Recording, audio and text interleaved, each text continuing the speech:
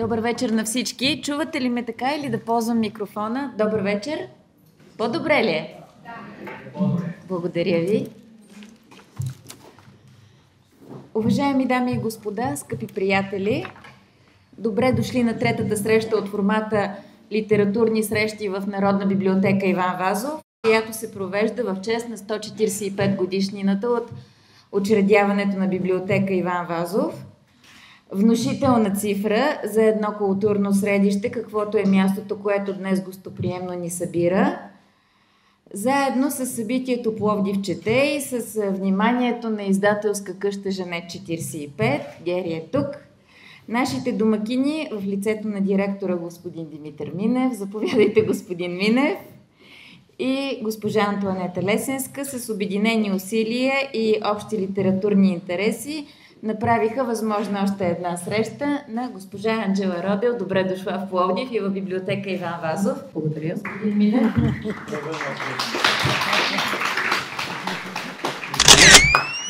Много приятно ми е да кажа добре дошла на Анджела Родел в Пловдивската библиотека. Поредицата литературни срещи, както разбрахте, посветена на тази годишна, която ще отбележим през ноември месец, 145 години от създаване на библиотеката, една значителна възраст, години, през които ние винаги сме се опитвали да бъдем близо до литературата, до книгите, до хората и да ги запазим и да ги предаваме на поколението. Така е възникнала библиотеката и така ще продължи своята мисия и дейност. Много приятно е да гостуват известни хора в библиотеката. Ние сме правили тук среща и с Георги Господинов, е гостувал тук, сега и неговия преводач и съносител на наградата Букър Анджела Родел, за което е особено приятно да бъде тук. Надявам се в това време, което предстои до есента, да направим още значими срещи. Осигурихме едно изключително топло посрещане, включително и с времето, така че не би могла да бъде недоволна нашата гостика. Използвам случай веднага да дам нашия дар за нея, който е свързан с града Пловдив, който тя много обича и харесва, защото е и учила тук. Това са два албума, които Пловдивската библиотека издава и те са насочени за Пловдив. Един е за по-старо време, другия е за по-ново време. Да, с удоволствие да ги разгледам.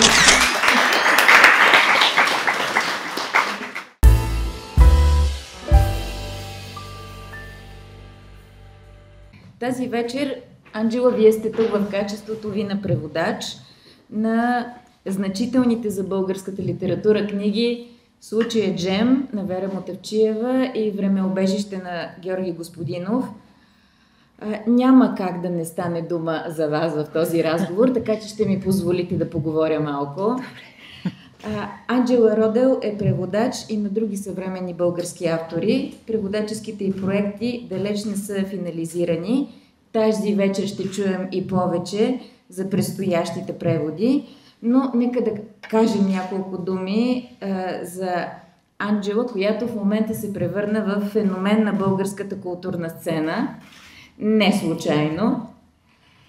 Вие сте изпълнителен директор на Българо-американската комисия Фулбрайт в България. В университета, в който аз работя, в Медицинския университет в Пловдив, се срещаме вече от миналата година с преподаватели по програмата Грейс Еванс и професор Блейз Била, който е тук тази вечер и разбира всичко. Вярвам, че е така вече да. Но също така вие познавате и живеете, познавате България и живеете в страната ни от доста години. Имате своята биография на наша земя, може би знаете за националната ни музика и за нашия фолклор повече от много от нас, от мен със сигурност. Лингвист сте по образование. Българският е втория славянски език, който научавате след руския, и всичко това започва през вече далечната, ако не се лъжа, 96-та година. Да. Когато и вие самата идвате да учите българска филология в Софийския университет Свети Климент Охридски, който много от нас също са завършили. От тогава явно интересът ви към нашия език, който е носител и на нашата култура, явно се задълбочава и така и до днес, когато можем да ви приветстваме като основна фигура, благодарение на чието преводачески труд, книгата на Георги Господинов "Времеубежище", ще използваме вашето заглавие Time Shelter, спечели наградата Букър. Излизане на български автор на световната сцена не само като превод, но и като забелязана книга, като оценена литература е много ценно както за държавата, така и за всички форми на нашия национален дух и самооценка. Затова много бих искала да започнем вечерта с разговор за вашата работа, за това как малкият език се превежда на големия, за това как английския приема българския, и то в тази литературна форма, която романа на Георги Господинов ни го представя. Тук не мога да не спомена популяризирането на съвременната българска литература зад граница, намирането на читатели на българските автори, културните мостове, които се създават чрез превода на художествената литература, но най-вече превода на реалии, за които текстът на Георги Господинов е много предизвикателен. Вие ще говорите за това.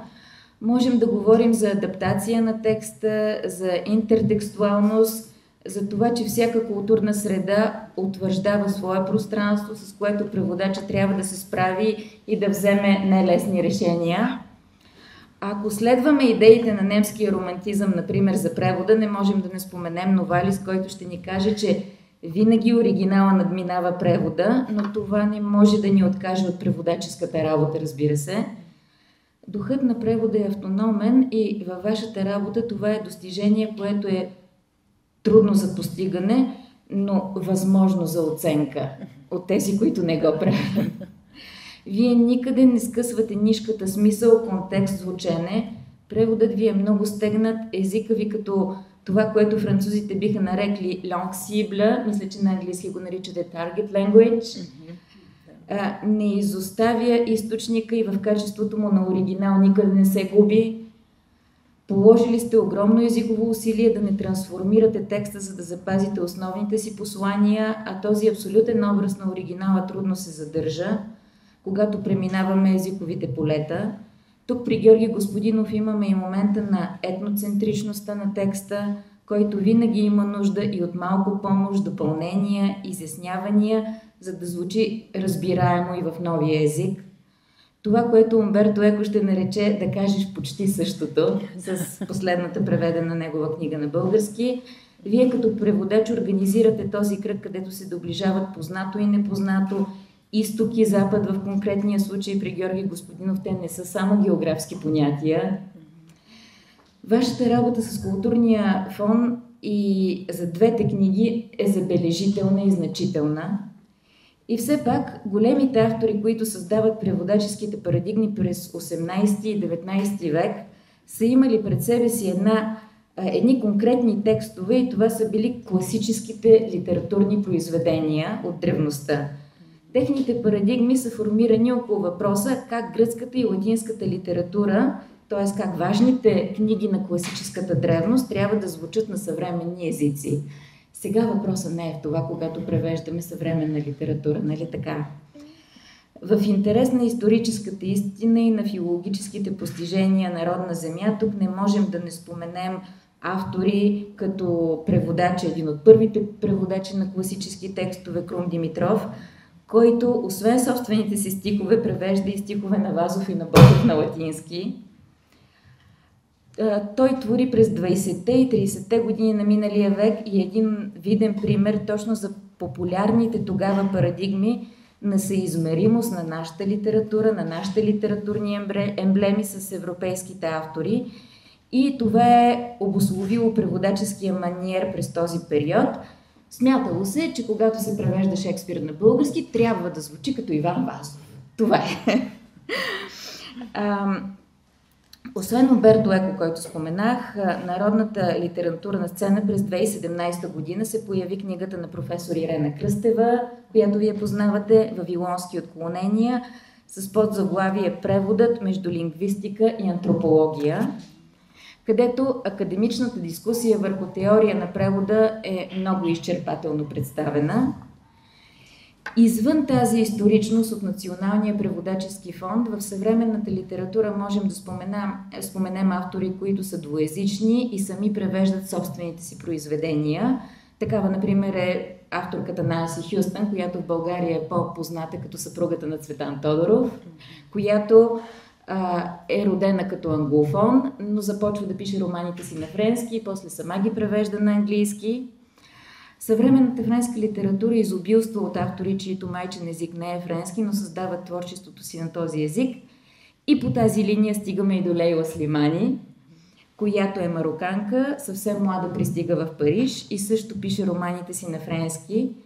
Лейла Слимани споменавам не на празно, една от моите любими авторки, но тя е част от церемонията по връчването на наградата на Георги Господинов за вашия превод. Доколкото я познавам като автор, тя със сигурност е оценила високо съдържанието на Времеубежище. Спомням си, че тук вече моята лична история с Time Shelter. Прочетох през лятото на 2021, още пандемични времена, книгата в Родопската прохлада, след което си спомням, че служебно пътуване ме отведе в Марсилия и влизайки в една книжарница видях превода на Мари Врина Николов на френски. Снимах я книгата, сигурно някъде стои сред снимките в телефона ми, с заглавие Le Pays du Passé, много смело преводаческо решение, но французите обичат да обясняват и те имат голямо въображение. И тогава се замислих, каква ли ще е съдбата на тази книга от тук нататък. Чиста случайност. Вие сигурно също си зададохте този въпрос, когато превеждахте книгата. Може би, ако сте съгласни всички, най-вече вие, можем да открием този разговор с въпроса за сложността на преводаческите решения и изборите, които правите, когато финализирате текста да звучи така, а не по друг начин. Съгласна ли сте да започнем с това? Ако не, давам ви думата. Заповядайте. Благодаря. Да, съгласна съм, но първо искам да благодаря естествено на библиотеката за домакинството на Пловдив чете и на Женет 45 и на всички вас, че сте тук след работа, след училище, да сме заедно. Много се радвам, виждам много приятели в залата, така че благодаря, че дойдохте. Да, сложността на превод. Вие започнете с най-така тежки въпроси. Първо, да, вие като казахте това, че превод е едно решение. И просто аз го виждам като едни, ние казваме на английски вилици, нали, в пътя, като стигаш до един кръстопът, може и наляво надясно, хващаш наляво, след това пак и вече толкова далеч си стигнал. Така, всяко решение влияе върху всичко, което следва. Така че трябва доста цялостно и това понякога, да, няма идеалния превод. Ти опитваш, ти имаш пред себе си 10 пътя, нали, за една дума или за една фраза, една концепция. И по един момент просто трябва да избереш. И избирайки един път от 10, това вече насочва целият превод към един регистр, към една атмосфера, към една, не знам, един стил. И доста така отговорно, яко след хиляди такива решения разбираш, че някъде съм отишла където трябва, това е доста връщане назад, че после трябва всички тия стъпки отново да ги вървиш. Аз преподавах превод 10 години в Софийския университет и аз дадох всяка седмица малко откъс, нали, една страничка, половин страничка на студентите да превеждат. Но моето правило беше нямаш право да оставиш. Нали, те убиха с наклона на черта. Една дума и те дават 3, 4, 5 варианта. Е лесно така. Нали, аз бих това. Но като вече даваш на издател, ти трябва да избереш. И това е много важна част от нашата работа. Това е най-сложно. Добре, ти трябва да стоиш за това решение. И като вече професора в моето лице пита защо си избрал това нещо, да може да го защитаваш по някакъв начин. И да, това е много сложен момент, че чувствам доста тежка отговорност, особено в случая, че авторката Вера Мутушия вече не е сред живите, аз не мога с нея да обсъдим, нали, с Георги, слава Богу, мога, ако съм пред такъв кръстопът, много важен за книгата, но да, това е една от многото сложности за превод. Да, благодаря и направо минавам по-нататък пак към езика. Добре. Спомням си, че професор Богданов, царство му небесно, когато се превеждаше една от книгите на Аристотел на български, казваше: българския може да преведе старогръцкия, но не може да го приеме. Вие как мислите? Английския приема ли българския? Да, аз съм езиковед като образование. Аз много обичам Роман Якобсън. Аз винаги съм карал моите студенти да четат неговите неща. Той има една страхотна статия. Беше The Linguistic Aspects of Translation, нещо такова. И горе-долу той там каза, че всичко е преведимо, но не винаги лингвистично, нали? Може да има една категория в един език, който не съществува на другия, но тогава е момент на творчество на преводача. Добре, на английски ние нямаме този свидетелско-несвидетелско време, нали? И понякога е много важно. Ти някакъв каза, аз печелих голяма награда, да, печелил си друг път. Нали? Това може да се използва по много важен за наратив начин. Да, английски ние нямаме тази разлика, но имаме нещо като yeah, right, you want that right. Нали? Има начин, винаги има някакъв обиколка, чисто семантично, лексикално. Така че аз, може би, съм преводачски оптимист, че повече неща, един език може да не може чисто граматически да поеме нещо от други език. И като говорим за нещо стари неща, които са в стъпка, това вече става много сложно, но според мен има начин да хващаш общия смисъл и атмосферата на това изказване. Така че аз съм преводачески оптимист в това отношение. Много се радвам. Когато имаме разговор с преводач, винаги питаме за неща, които няма как да разберем. Вие казвате във вашите интервюта, че сте имали много дълго сътрудничество с Георги Господинов. Много сте обсъждали. Не е била само книгата пред вас. Ще ни споделите ли за какво спорихте, за какво бяхте съгласни? Как стигахте до взаимни решения? Да, ние с Георги спознаваме може би почти 20 години и аз съм превела вече неговите неща, може би 15 години, така че имах доста поглед върху неговото творчество, много есета, физика на тъгата, пиеси, поезия не толкова, но все пак бях влязла в... както знаем, той развива тези теми, има някакви идеи, които той ги развива и в другите книги, така че вече бяхме обработвали някакъв начин на взаимно творчество. Интересно при Time Shelter беше, че колко да обясняваме, нали? Физика беше издадена в Америка, в едно издателство, където тяхната политика и никакви бележки по линия, ама никакви. Това е някаква мода в Америка и че това изтръгва читател от текста, че разрушава, нали, така. Или че подценяваме читател. Да, който не искам да правя забележка на колегите, които са българи, но понякога българските преводачи, ама всяка дума е с бележка по линия. И аз разбирам, че ти си ровил в едни грешници 2 часа да избираш точната дума и искаш някакси да показваш този труд. Но както и да е, ние с физика бяхме забранени да използваме каквито идеи. И то за социализъм, то не беше Реване, то не беше Боза, това е всякакви такива неща, дето направо се видях и чуя. Аз викам, няма ли? То всичко е за Time Capsules. Не мога ли аз да имам отзад един Time Capsule речник? И то? Не. И затова като вече с Time Shelter, ние просто мислехме, че това е политика. Ние бяхме започнали аз без никакви бележки по линия. По един момент нови издател, това е вече различен издател, ми прати някакви техни книги като за подарък. И аз започнах да ги чета и вика, но тук има бележки по линия, ако става. И аз пиша на нашата редакторка, може ли? Тя естествено, че може. Така че с Георги имахме доста разреди не спорим, нали? Ние сме така близки, нали? Но добре, щом вече имаме тази възможност, как ти я използваме деликатно, в най-добрия. И ние с него бяхме горе-долу съгласни, че няма нужда на всяка страничка, всяко малко нещо, но дали ще знае, нали, западният чак Гойко Митичко е, нали, дали ще знае, нали, някакви неща.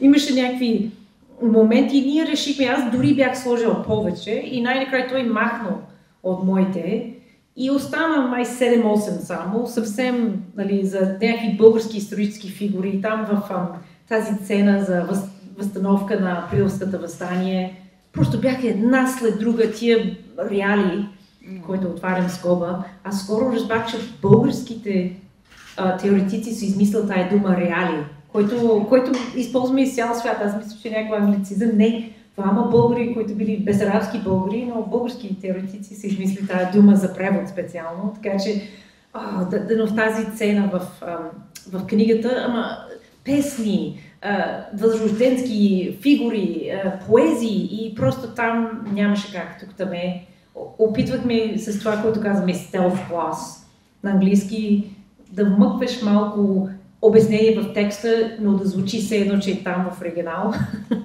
Не знам доколкото е успешно или да не тежи поне на текста, да не е като Википедия, но така... Да не отказва читателя. Да, точно така, или да стана много обяснително. Да, с Георги много обсъдихме къде наистина, като имаме този инструмент, бележка под линия, как да го използваме деликатно и най-ефектно.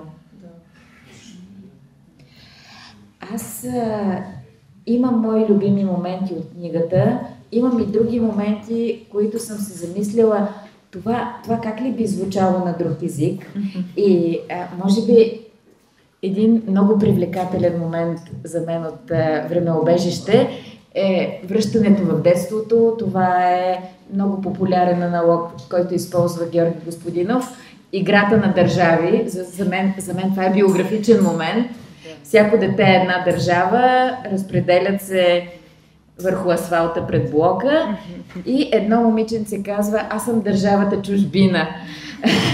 И веднага се замислих, когато един ден бъде преведена тази книга, как ли ще преведат държавата чужбина? И по-нататък продължава един отказ с портокалите. Да, той казва, че когато бях неговия герой, казва, като бях малко момче, винаги свързвах портокалите с Португалия и мислих, че всички портокали са от Португалия. Те бяха дефицит за нас, няма как да не са отдалече. Обаче, пък сред нашите студенти англофони сме чели преводи, може би защото изобретателността на Google преводач казва в тестовете по български Oranges are orange, се появяват преводи, портокалите са портокалови. Така че това с Португалия изобщо не е случайна находка. Ето тези неща, как решихте? Държавата чужбина. Ето, заповядайте. Тук е някъде Португалия. Държавата е abroad. Да, държавата abroad е ясно, да. Човек е само да го видим дали... Имате ли спомен точно за този мой момент? Да, аз го помня, че го обсъдихме доста с Георги. И да, ние решихме малко с такъв глас в самия текст. Ние обяснихме, нали, че няма на английски и ние се чудихме, нали, има ли някаква друг плод, който звучи като Portugal? Няма много на английски. Гледахме много речници, такива неща. И решихме просто да вмъкваме. Perhaps she chose it due to his mysterious name, which sounded like Portugal, the Bulgarian word for orange. I was convinced that oranges live mainly there, in Portugal. Така че ние го просто използваме и българския. Нали, че просто, да, се спомня, ние обсъдихме това нещо и ако имаше някаква държава в, нали, Европа, който звучи като оранжи, това е друга, нали, възможност, но вече става, да, много. И след това той прави Португалия Португалова, който трябва да звучи като име на български млеко. Така че беше много... Георги много трудно за това, че той играе много с езика. Той е поет. Той дори като пише проза, той е поет. Личи ли си поета в прозата? Да, всичко има ритъм, всичко има звучност. Не може просто, нали, смисъл при него. И смисъл е хубав, но звука е една много важна част от неговото писане, така че винаги трябва на клас, трябва да ловя тия звучащи моменти. Това е много важно при Георги специално. Да, вашето музикално образование помага ли ви за този? Много. Аз съм убедена. Аз един път бях в Лондон, в някакъв преводачески семинар. Ние бяхме от цяла Европа, някакъв 10 преводачи от различни езици. Седнахме там, пихме бири и оказа, че всеки един от нас е музикант. Това за мен не е случайност. Просто явно това помага да чувстваш, нали, всеки език си има ритъм, си има мелодия, има тази звучност и трябва да си, нали, сенситивен към това нещо, иначе ще звучи монотонно според мен. Не е само смисъла, той е особено Георги, но всеки писател добър играе с двата аспекта, и смисъла, и звука.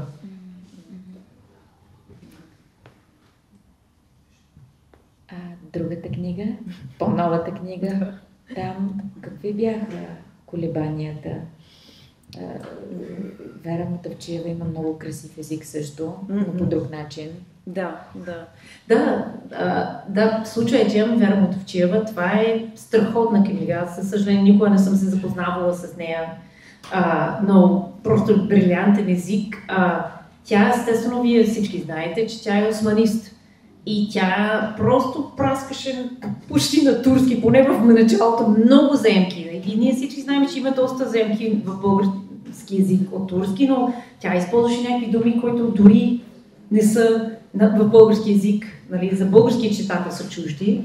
Тя разчита на това, според мен, че звука на турски дава, нали, българин веднага знае, че една дума е турско, дори не знае какво означава. Това се личи, докато английският читател, ние какво знаем, нищо. Нали?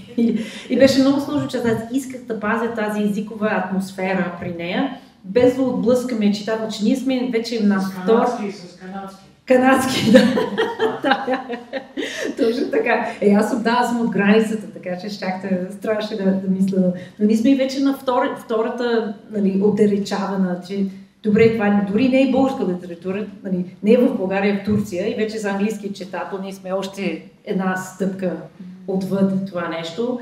И аз реших където можах да пазя някакви думи да учат, нали, английските читатели. През цялото време, като говорят за Мехмед завоевателя, казват Мехмед хан. Окей, нали, на английски той ще бъде Султан Мехмед, нали, но според мен имаме Джингис Хан. Нали, това може, нека ти киви неща, които хем дават тази атмосфера, хем не са объркващи. Имаме паша, имаме някакви неща, имаше някакви титли, които съм използвала там, нали, този Балтаджия, май съм го оставила, но други просто ги преведох, че да не стана прекалено. Така че беше много труден баланс, хем да спазваме тази османска атмосфера, без че това е много по-познато на българския читател, отколкото на английския. Да. А вие имате ли любими моменти от книгите, които превеждате? Да. Или се радвате там, където нещата са се получили? Не, аз обичам, да, естествено имам моите любими моменти. В Джем има един герой, Сади, той предполага, че всички сте чели, нали, горе-долу всички сте чели. В различна възраст. Да.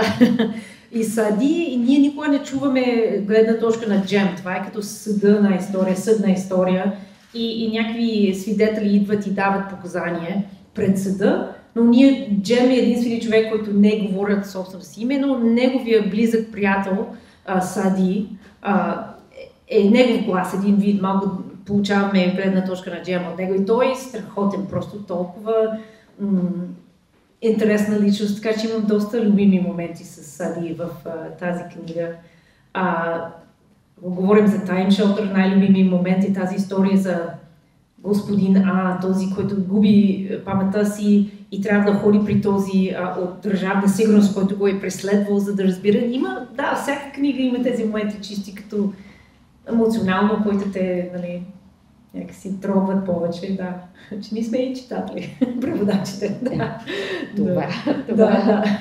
Това е важно да разберем, че преводачът първо е читател, после се замисля за много технически страни, за много езикови решения и носи голямата отговорност да предаде все пак някаква интерпретация, своя интерпретация.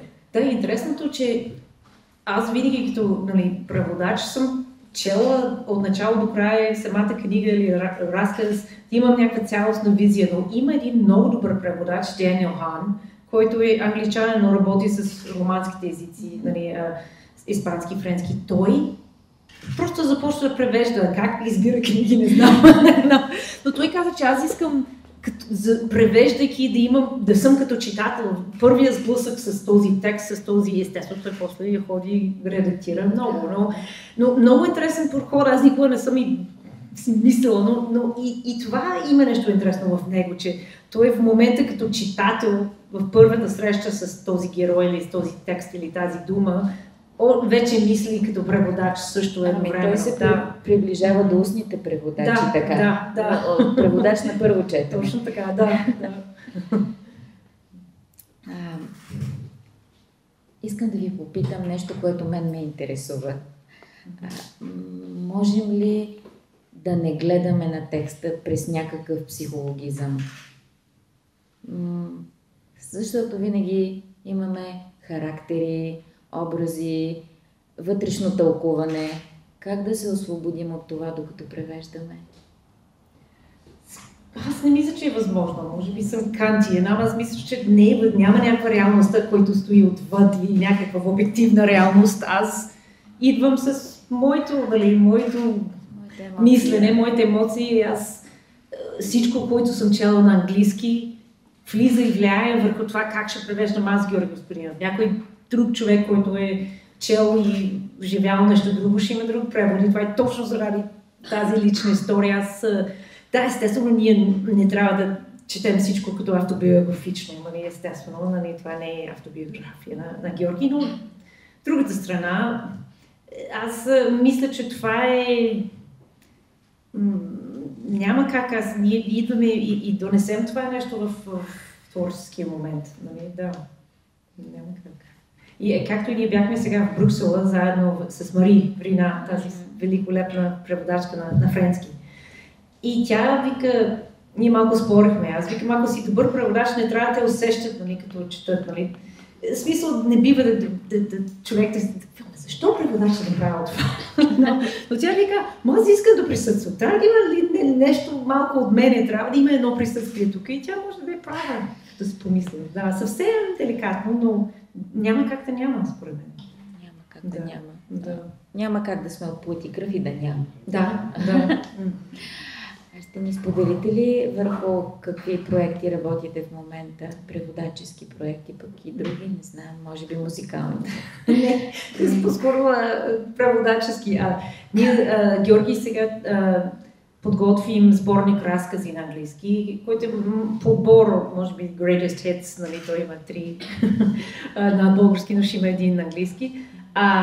И с една млада българска авторка, Джоана Елми, ние сега, тя живее в Щатите и много добре говори английски, така че аз за първ път правим като съвместен превод с автора и аз леко бях притеснена, но наистина много хубаво, много дори бих казала тази хубава английска дума fun. Беше наистина много забавно някакси да работиш с автора до такава степен, ние един Google Doc и напред-назад, виждаме се на Skype и много приятно дори някакси с нея, така че това е нещо ново, евентуално с Торо в Хагабула, страхотен роман, хората са го чели, това евентуално ще работим. Така че има интересни неща. Няма време за музика, за съжаление. Както разбирам, вие изпитвате удоволствие от тази работа по преводи,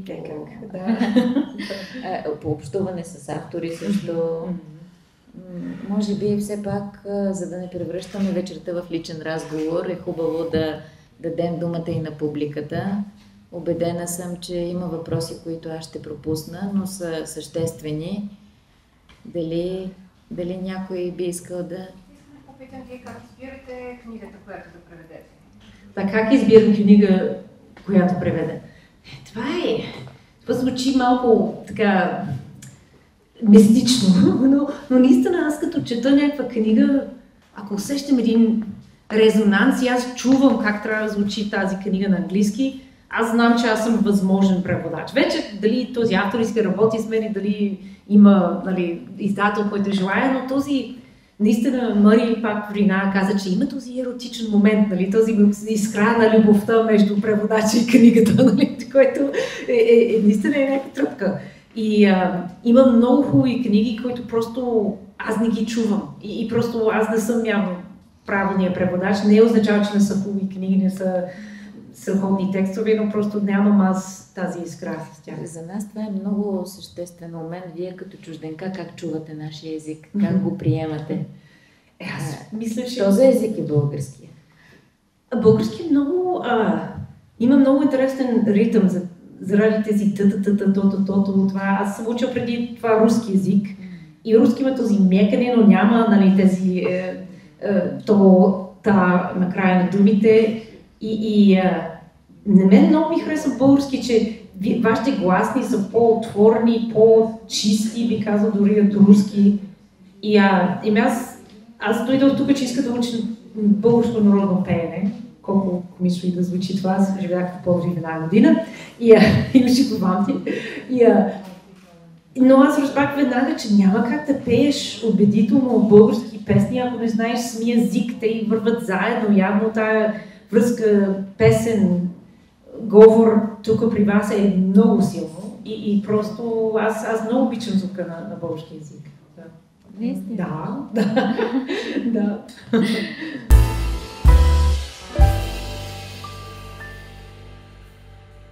Може да има този момент, че...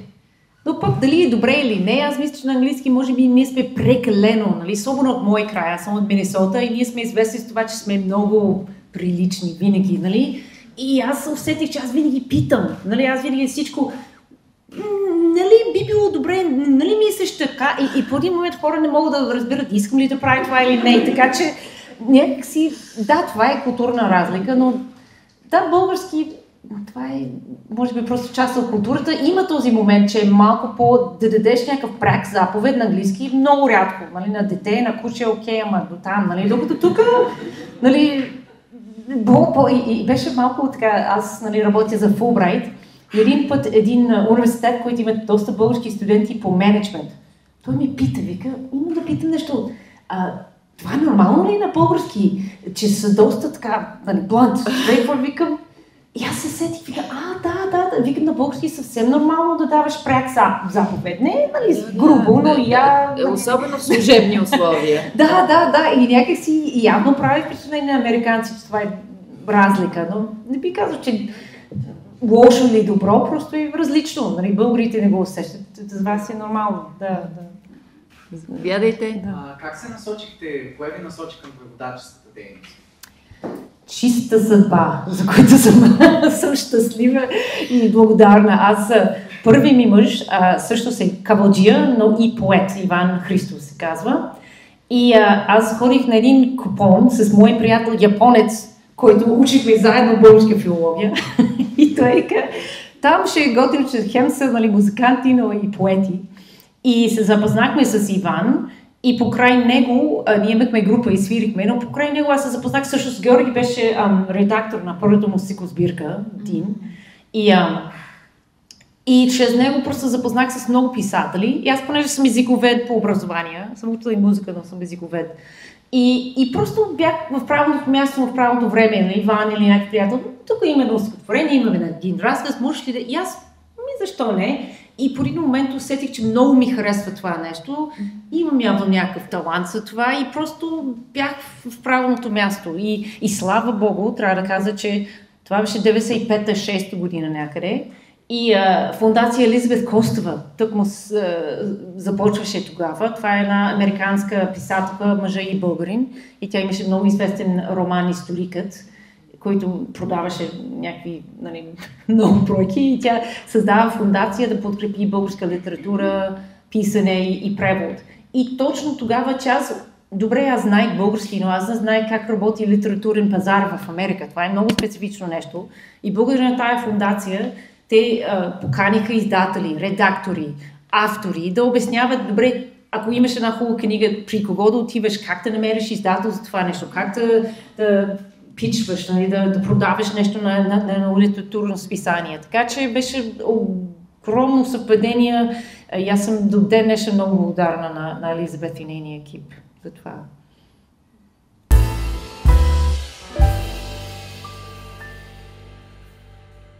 Да, това е интересен въпрос. Имала съм някакви... Само с един автор почти се спихме, ама няма да кажа. Няма да кажете кой е той. Нали?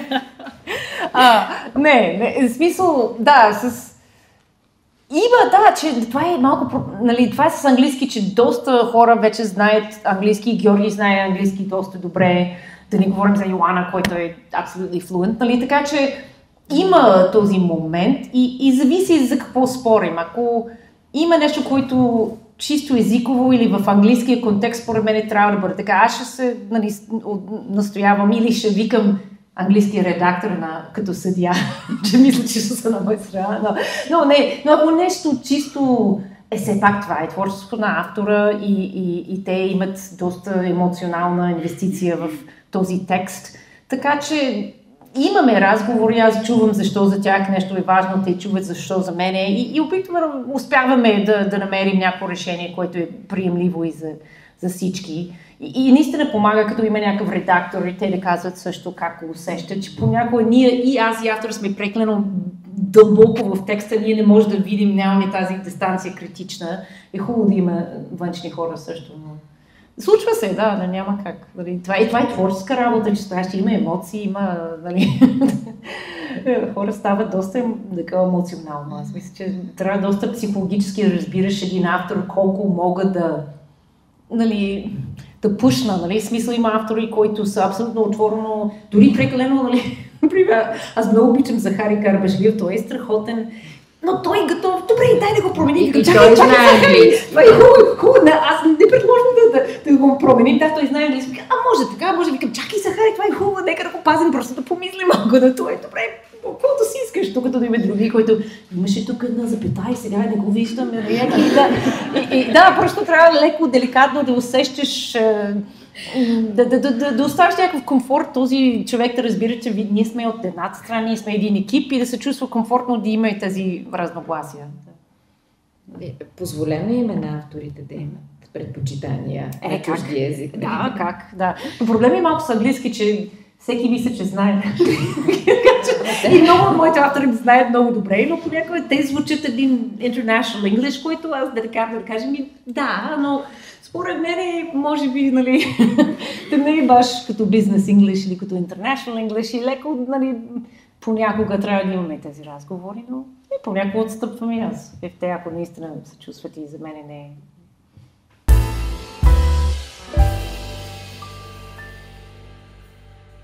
Да, това е интересен и добър въпрос. Естествено има тази теория, че immersion, нали, да си потапен в средата на дадения език е най-добре. И до някъде съм съгласна, че наистина е най-бързо и най-така, нали, може би малко стряскащо, но може би най-цялостен начин. Но според мен превод има роля, все пак. Вече може би като човек има едно базисно ниво. После аз учи някакви неща, аз като ходих на театър, вече имаше супертитри. И аз гледам как са превели и аз се сещам, да, така, ми е интересно, нали, или... Аз мисля, че вече като имаш някакво че ако си преклено начинаеш, ще използваш като патерица, но вече като малко по-напредно от това може да е някакъв начин да предизвикаш ново отношение към този език. Така че според мен има роля, но може би не е съвсем в началото. На вашите студенти каква препоръка давате? Те вече бяха магистри и бяха на доста високо ниво и ние говорихме на английски през цялото време, нали, дори, нали, hi, how are you? Нали, аз имах така правило, че аз с тях само на английски, че да влизат в този ритъм, нали, те да бъдат в музиката на английски още от началото на часа. Така че, да.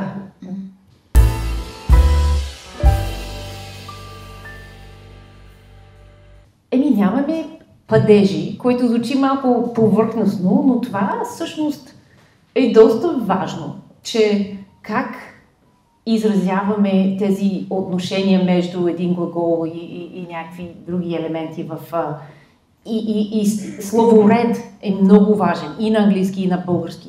Къде слагаш акцента, нали, този фокус, дето се казва на езикознание, работи различно, но е много важно и това, понеже като English speaker, аз имам някакво усещане, че словоред е много важен и има много тънки и чувствителни разлики, както и на български, така че ако има някакъв леко нестандартен словоред на български, тук има нещо. Докато има език като руски, имаш падежи, имаш много повече свобода и може би не използваш семантично по същия начин словоред. Нали? Така че за мен това е едно много важно нещо. Да, може би това е, нали, което ми прави впечатление. Да.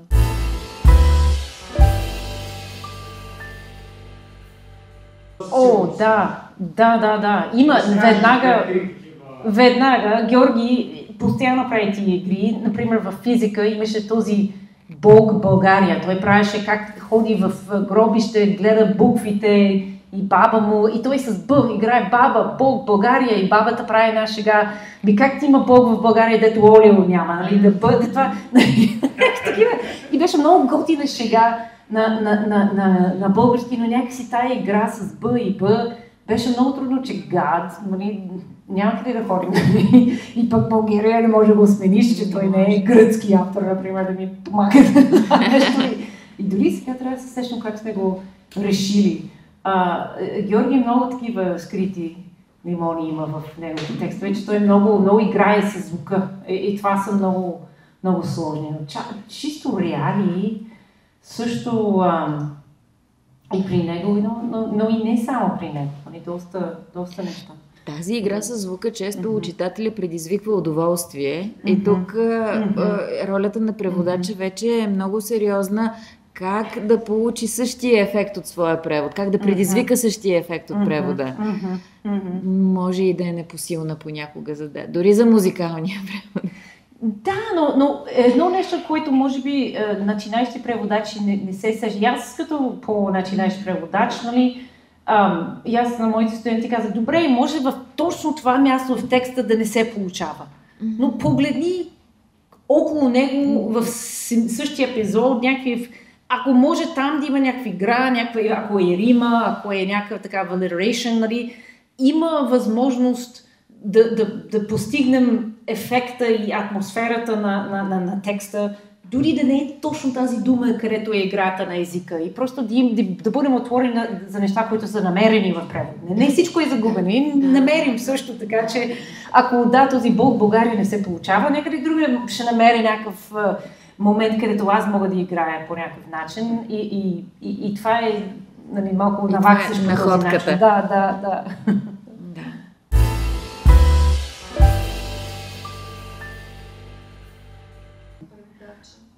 Вие всички трудните въпроси ми задавате. Това е, според мен...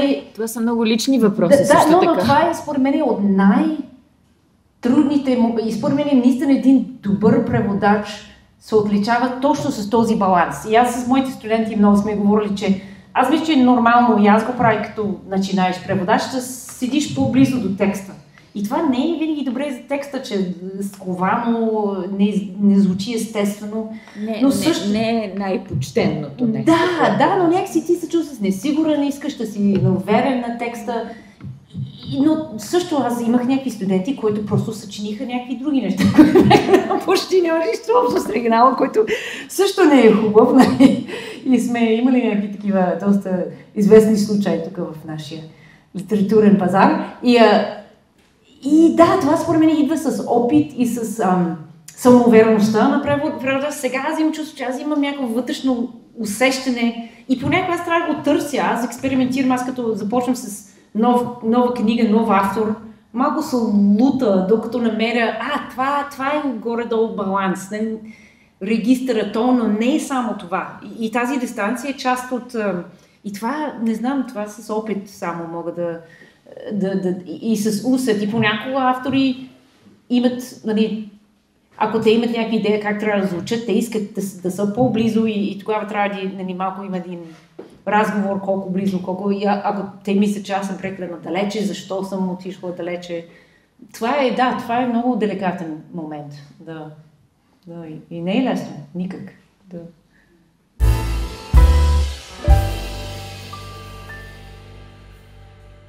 Вече съм повредена, така. Аз просто почти винаги като чета българска литература, казвам, как ще се преведе това нещо? Или ако нещо, което е превода, викам, защо, нали, да, много е трудно, вече е някаква тотална професионална деформация, но беше... Аз сега ходя много на театър с една моята приятелка. Тя е американка, но разбира български, знае български и тя учила театър. И тя винаги чете пиесите. И ние ходихме да видим някаква американска пиеса. Вики, иска ли да чета? Викам, не, аз искам само да гледам. Аз не искам да знам английска, тъй че изпрем цялото време. Аз само, защо са го превели по този начин? Не, искам само да се наслаждавам на представлението. Така че да, има този момент. Нали, няма как.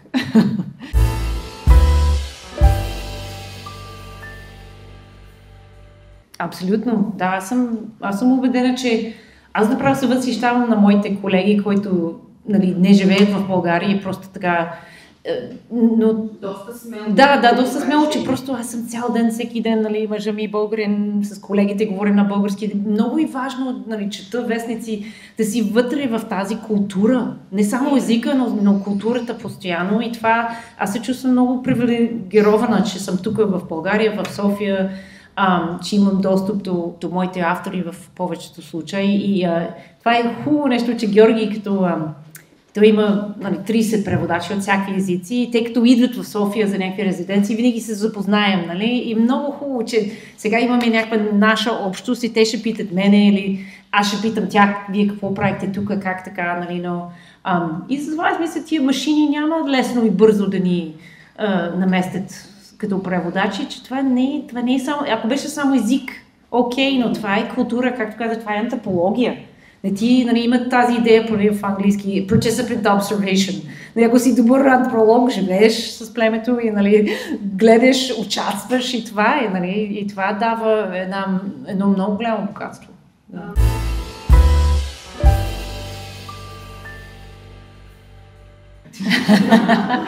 Не, понякога народни песни съм хванала да превежда и трудно е, че този архаичен регистър винаги звучи леко така corny, казваме на английски, така малко така леко боза, нали, излиза на английски, но трудно е. Пробвала съм просто така като музикант, като трябва да има превод на някакъв текст и много са трудни. Да. Ивайло имаше един въпрос. Коя е най-добрата българска дума, която трябва да преведем?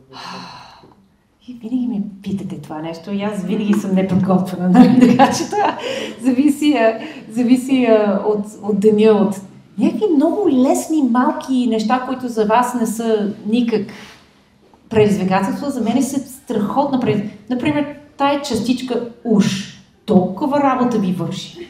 Нали, аз уж, нали, какво си имаме?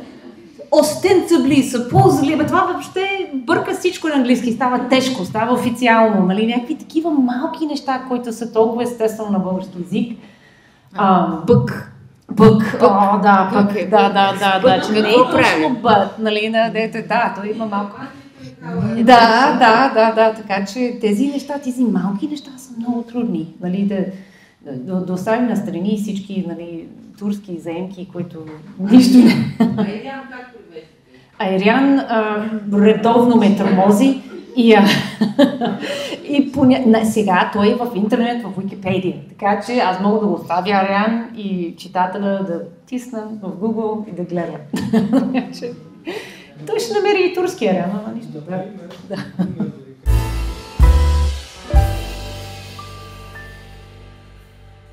Да, може би аз съм малко така пак привилегирована, че някакси английски пазар, преводна литература е висока литература. Нали? Смисъл, литература в превод на английски за университетски издателства, high literature, така че това е нещо, нали, може би за мен и Георги Господинов, неговите тексти са супер секси и се продават, понеже точно той отговаря на тия очаквания, но ако има много хубава жанрова литература, който има на български, но много трудно се продава, че там е просто толкова много английска жанр в литература, че един преводен автор да пробие там. И мисля, че може би обратен проблем тук, че може би хай литература е малко по-стеснен пазар и нещата, които са малко по-общи, трилери, нали, такива неща, може би по-лесно се продава на българския пазар. И да, всеки пазар има своите особености, но да, понякога имам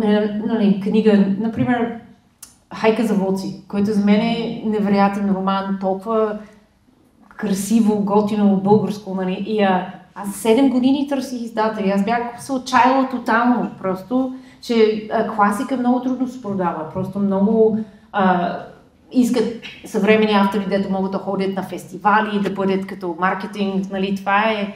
И трябва да благодарим на Маноло, че за Вера Мутафчиева той играеше ключова роля там за нея. Това е интересна история, че аз обичам случая Джем, но викам, абсурд, нали, класически автор няма как, но оказа се, че има един хърватин, който те са американец и хърватин партньори и издатели. Хърватин е чел на хърватски превода на Вера Мутафчиева, каза, това е страхотна книга, нека да я има на английски. Аз бях... Да. То издаде. Издаде на хърватски. Да, точно така. Хора има по линията. Точно така и тук... Светло Желев му говорил, други хора са му говорили. Той пък е преводач на исторически романи, самия той. Да, Иван. Имаше пресантимания, имаше интерес. Да. Се насложиха много малки неща. Да, и неговия американски партньор, аз бях работил с него в едно друго издателство по Виргиния Захариева, 9 зайци. И много хубав работни отношения, той е много готин редактор, но това беше преди повече от 10 години. И отведнъж от никъде той ми пише, знаеш ли този роман? Викам, естествено, не знам, искаш ли да преведеш? Викам, естествено, но да, много, много рядко просто такива, нали, късмет, просто на късмет, че има този момент на любов към една книга и става, сватбата става, нали? Издава се. Имате ли чекмеджета някакви, които много харесвате, обаче се казва, да, не, това никой няма да издаде? Да, имаше един много готин роман Грях, това е по-скоро новела. Грах на Георги Райчев, той е от 20-те години или 30-те години, стар, ама много готин. И за това време, много психологически, много преди времето си, той пише по много съвременен за времето си начин. И много интересна история, но ще видим.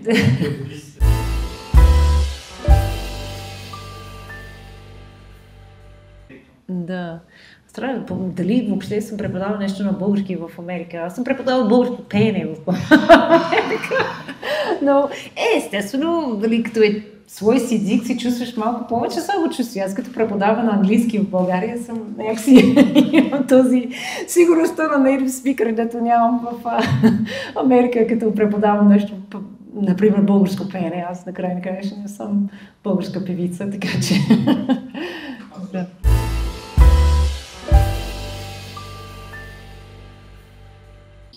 Няма никакъв смисъл. Всеки българин, който е горе-долу, нали, добър, ще е по-добър от мене, че просто има тия нюанси. Аз съм тук 20 години, но според мен пак правя грешки, пак има някакви неща, дето, нали, мъжа ми, той езикове, той е българин и аз викам, защо? Как така? Нали, защо? Ще си, нали, искам да лягам рано тази сутрин, нали, някакви такива, защо там несвършен вид, нали, някакви такива неща, дето той не може да ми го обясни, аз никога няма да го разбера. Те и за нас са достатъчни тези неща. Да, несвършен вид, аз съм тук 100 години, никога няма да го уча перфектно, или пък, вие как използвате the definite article, много различно от нас. Това е неусвоимо за нас, пък на вашия език. И за мен обратно, нали, аз пиша един имейл български, след това го чета пак и смена всички, нали, че съм ги правил обратно, нали, по нашия начин. Така че, да, има някакви неща, които по-добре българин, няма смисъл. Или някакъв билингвален човек, който вече доста има българо-американци, американо-българи, като моята дъщеря. Ина сигурно има интересен въпрос. Защо смятам, че е интересен? Защото Ина е поетеса, а пък като говорим за превода на поезия, това е нещо, с което аз като студентка претърпях пълен провал. Никога не успях. Липсва ми определен тип чувствителност. Съпруга ми, който е в залата, ще го потвърди. Заповядай, Ина. Благодаря. Аз искам да ви върна малко към Вера Мутафчиева, понеже до някаква степен случаят Джеймс всъщност е роман за изгнанието. Да. И струва ми се това реферира и към Време убежище Да. на Георги Костадинов. Мислите ли, че ние сега тук генерално сме изгнаници всъщност и че това е много диалогично? Аз мисля, че... В България въобще глобално погледно. Да, аз мисля, че може би има някакъв момент на самоизгнание. Нали, тази идея, че Георги много пише за това, че тук, където не сме, нали, някакъв такива идея, че българина... Има исторически, културни причини за това, нали, но някак се чувства, че живота става другаде, че тук не е мястото. И това хора ме гледат като някакво чудо, че защо, какво правиш тук, нали, ти живееш в Америка и тук, но искам да ви кажа, че и тук е живота, нали, тук има абсолютно всичко, което има там, нали, като емоция, като интелектуално предизвикателство, като... да, понякога нещата не са толкова подредени, чисто административни, но и това има свой чар, понякога. Но не знам, аз мисля, че на мен ми е жал, че хора някакси само има някакво чувство за само изгнание. Ние работим с Фулбрайт, с ученици, които са от езикови гимназии, като виждаш, че половината от тях след съвършването в чужбина. Не знам, трябва да мислим някакъв начин тези млади хора да ги връщат, да искат да връщат, да им давам смисъл и така подбуда да се връщат. Аз разбирам защо излизат, но може би това е нашата задача. Да, но това че има някакъв разговор между Джем и Време убежище. Беше съвсем случайно. Ние бяхме свършили с Време убежище и още не беше станало нещата около Букура, но аз бях превела Джем и просто така хубаво съвпадения, че наистина говорят за памет, говорят за история, кой има право, как да разказваш история, тази идея за изток-запад, това малко напрежение между изток и запад също го имаше. И аз дори сега бях в моя алма матер, Йейл, и изчетох една лекция точно на това, поставяйки Джем и Време беше в разговор. Някакси беше много... За мен ме кара да мисля повече за двете книги в това отношение.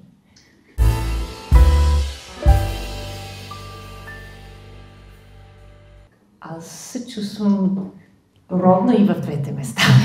Макар, че много българи не ме приемат сега от мене. И това е интересно, че Америка, естествено, ние сме нация на имигранти, така че всеки може да стане американец. Тук няма такива. Няма такива неща, но аз въпреки това се чувствам българка до известна степен, така че аз съм и гражданка и гласувам и всичко, така че аз вече, живота ми е тук, детето ми е израснало тук, аз се чувствам по-ангажирана, да речем, с социална, политическа, обществен живот тук, отколкото там. Така че не знам къде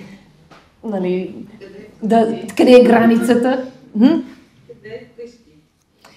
Тук е вкъщи вече. Къде си понякога като в разкрач? Преди... Там и да сте, като сте тук, да ви липсва там понякога, когато сте там, да ви липсва тук? Не, мисля, че имаше един момент, където можеше там, можеше тук, но вече е ясно, че съм избрала тук, така че няма какво да хъба енергия да единия крак да виси във въздуха. Понеже много се фиксирахме върху българската литература, българските автори, аз искам да ви попитам, кой американски автор четете съвременен? Кой е вашия автор в момента? Вашия сънародник автор? Да. Доста интересни неща има.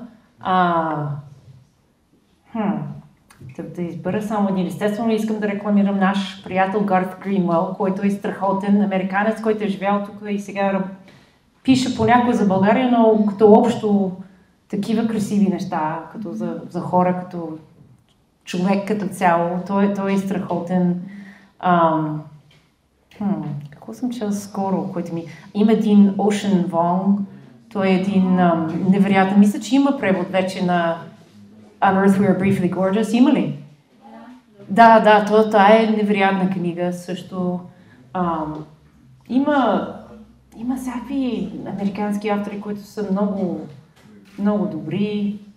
Има много превеждани на много български. Много превеждани, да. Аз просто толкова се сещам на никакъв. Джонатан Франзен е много превеждан в момента. Да. Макар че аз с по-ранните неща бях по-запалена. Не знам, аз дори малко съм губила нишка с новите неща, неговите. Ама да, има всякакви интересни гласове. И ние тук му говорихме преди с колегите от библиотеката, че аз имам карта за библиотеката в Америка, който е вече електронно и аз мога да чета и аз наистина опитвам да чета някаква американска литература. Не е винаги, нали, сполучливо, но е интересно да следа какво се чете там, какви са големите книги там и да мога да ги, нали, някакси да ги следа, че все пак това е част от моята работа, да видя.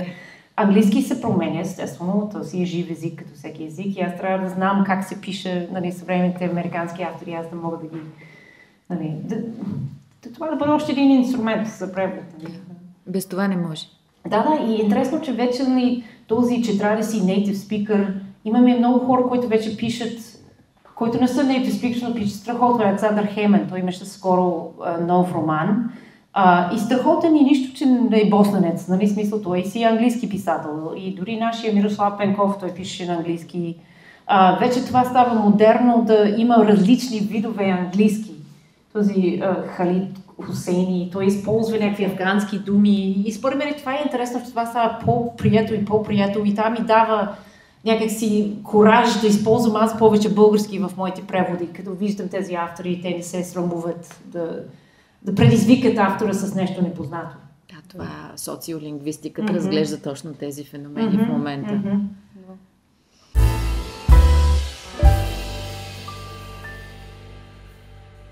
Аз не бих го нарекал дефицит, за мен ми винаги прави впечатление, че вие, това ми харесва в България, особено, че вие много цените и не го взима като даденост, колко е наистина е чудо това нещо, че български език, нали, че успяла да се, нали, все пак малка нация, малък език, аз не обичам много тази дума, но все пак през 500 години Османската империя, че все пак има някакво чувство, има някакво развитие, дори и с този сега нападението от английски, за съжаление, всички тия чуждици, които през интернет, през компютъра влизат.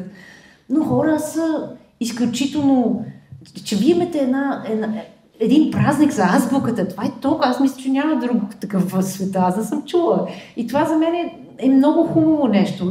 И дори един познат от американското посолство каза, да, тук хора много четат и много се чувстват, нали, много се интересуват от литература и това прави впечатление, което за мен е, да, може би нещо специфично, но не е в лош смисъл. Мисля, че беше тази година ние с Георги отидахме и дадохме статуетките на новите немци, на Джени Ерпенбек и нейния преводач, който пак не е нерускиви, той е немец, който беше интерес. Той е живял 60 години в Англия, но все пак, нали, и това беше първ път за немски език да получава точно тази награда. Те си имат своите там Нобелевите.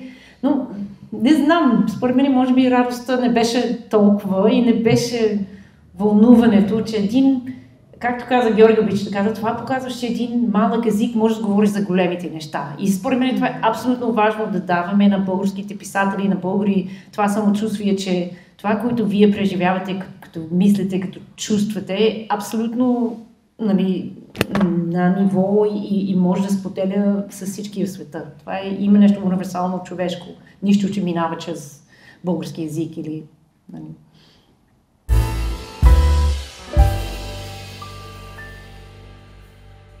За самия букър, за церемонията беше на много готино място. Това се казваше, те го викат walkie-talkie, как се казва това нещо на български? Walkie-talkie съм. Да, walkie-talkie. Една стъклена сграда в Лондон. Отгоре има оранжерия и пълно с едни екзотични растения, много зеленина, че хем си в града, нагоре, но хем... И имаше един много готина миризма на самата церемония от всички тия интересни растения. И това ми е отпечатало някакси. Тази, да, някаква и беше леко влажно, беше леко като растителност, но имаше една специфична, така, което ми, може би това е хубаво да помня. Да, че тази година награждаването беше в Tate Modern, който е също и страхотна сграда, но нямаше тази миризма. Въобще.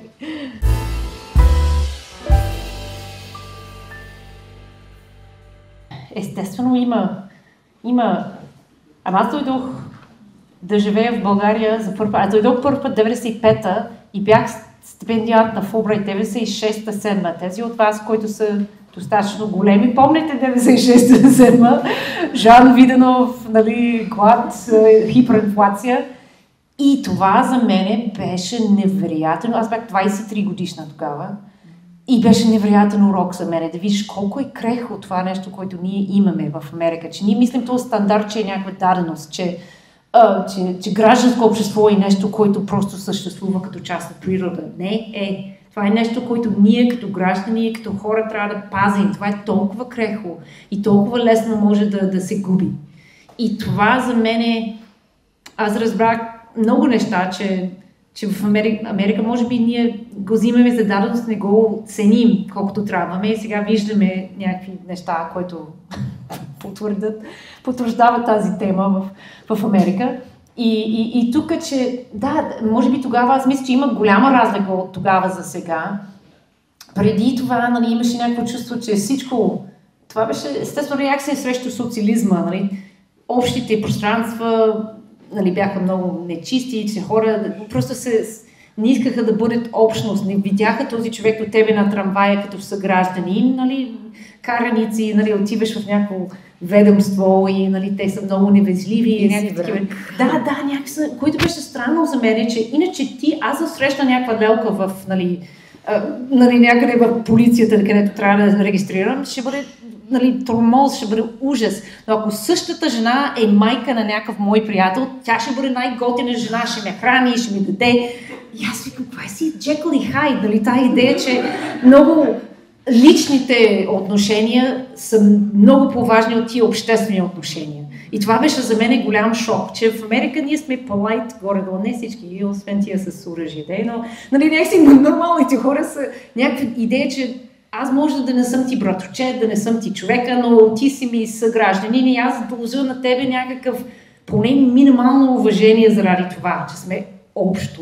Докато тогава нямаше въобще. Но сега аз усещам, че има разлика. Има вече едно поколение от хората, които знаят колко е важно това нещо и активно го градат. Вече тая на кой си човека опитваме да се отдалечаваме, което за мен е добро развитие. Тоест надежда има. Има, как, да. Дори за Америка. Да, дори за нас. Ще видим сега. Факта, че Фулбрайт има седалище тук е голяма част от надеждата. Да, но ние в Америка, виж, губим. Според мен ние не знаем колко рискуваме сега. Да.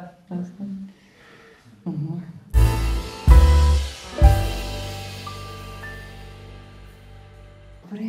Освен да благодарим много, благодаря на всички.